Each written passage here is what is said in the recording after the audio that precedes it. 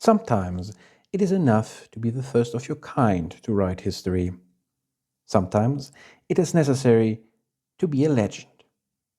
If something is both, it transcends into mythos. The Dreadnought did just that. The Dreadnought-class was the first true warship to be produced. Initially considered a personal project of Admiral James McKenna, it represented an unprecedented naval concept. While some merchant vessels had been armed previously, none had been designed from inception as a dedicated platform, both to carry capital weapons and to withstand attacks from them. Commissioned by Admiral McKenna, who utilized the resources of the Terran Alliance, the project brought together scientists, engineers, and dozens of corporations to realize his vision. The TAS Dreadnought, launched in 2300, was the first of 7 ships in its class and served as McKenna's flagship until he transferred his flag to the Black Line. At 890 meters in length and with a mass of 960,000 tons, the Dreadnought was the largest spacefaring craft built by humanity at that time. Its hull plating was capable of withstanding naval weapons and nuclear attacks. Despite its great size, the vessel was capable of generating 2.5 Gs of thrust at maximum power, making it relatively fast for its mass. The class was designed to patrol and protect the Terran Alliance. 5,000 tons of fuel and a massive cargo bay provided considerable operational range. However, due to its ballistic weapon loadout, a significant portion of its cargo capacity was dedicated to ammunition storage and spare parts for the guns themselves. In 2315, Admiral McKenna ordered the destruction of 2 islands, one off the coast of Scotland and another of Australia. He threatened to bombard Terra with his fleet unless the leaders of the warring faction stood down and surrendered. With his speech broadcast across the Sol system, the Admiral removed the old Terran leaders from power and initiated the formation of a mighty Terran hegemony. The Dreadnought-class was intended to operate independently and was armed entirely with naval and fighter-grade autocannons.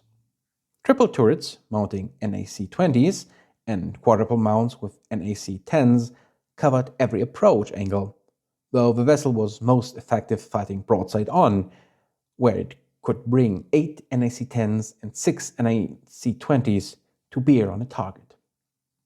This preference for broadside fighting established a design philosophy that would influence Terran Alliance, Hegemony, and eventually Star League battleships, all of which could trace their lineage back to the first warship and space-going battleship, the Dreadnought. Designed at a time when modern airspace fighters did not exist, the fighters of the era being armed shuttles with inferior performance, the Dreadnought was also armed to counter these threats. Every firing arc mounted a pair of quadruple turrets with NAC-5s and a pair of quadruple turrets with NAC-2s. This ballistic heavy armament was impressive when firing, but consumed enormous quantities of ammunition. This requirement represented the class' most significant drawback, as it necessitated carrying substantial volatile ordnance with all associated dangers. The Dreadnought could carry 24 small craft, or combat shuttles. It was constructed before the development of dropship and therefore lacked dropship colors. These small craft would later be replaced with fighter bays during refits, but the Dreadnought never carried dropships. The vessel's bay configuration was as follows. Bay 1 accommodated 12 small craft with 2 doors. Bay 2 accommodated 12 small craft with 2 doors. Bay 3 provided 132,360.5 tons of cargo storage with 4 doors. Bay 4 provided 4,000 tons of cargo storage with 2 doors. For its size, the Dreadnought carried a very large crew compartment compared to later vessels. Unlike subsequent SLDF ships, it maintained a large complement of 270 Marines for defense and boarding actions. This marine contingent was unprecedented and would not be exceeded until the introduction of the Leviathan-class. Combined with its massive shuttles, the Dreadnought could launch substantial boarding operations. The Dreadnought-class served the nascent Terran Hegemony effectively, securing its borders and suppressing resistance during Admiral McKenna's campaigns of persuasion. The class remained in service for just over 300 years before formal retirement in 2602. During these 3 centuries, no dreadnought was lost in combat, although 2 vessels were lost due to navigational errors during the Age of War, and a third was scrapped following engineering mishaps. Superseded by the Farragut and Mozoon classes, the Reunification War marked the final campaign for the Dreadnought class. 3 of the 4 surviving vessels were scrapped or gifted to museums afterwards. The last vessel to remain in service was also the first, the SLS Dreadnought. The original Dreadnought's fame as Admiral McKenna's flagship preserved it from the scrapyard.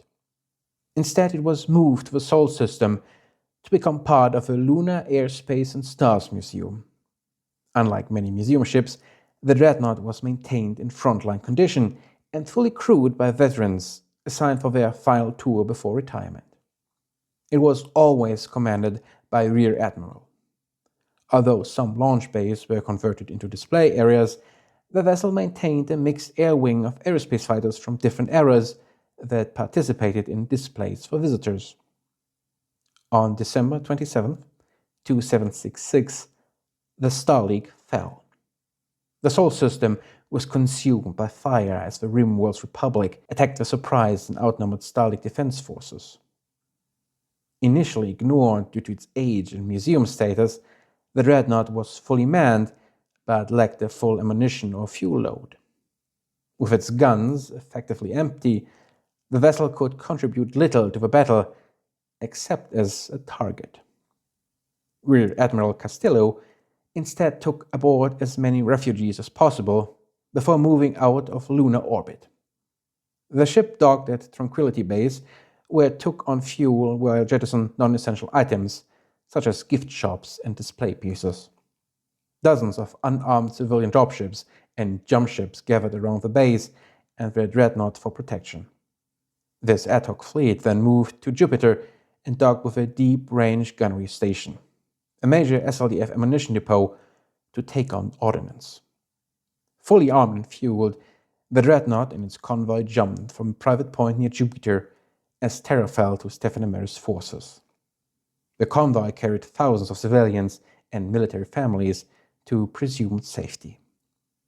What followed was a 3-week odyssey as the Dreadnought and its followers jumped from system to system, attempting to escape hegemony space towards the line border.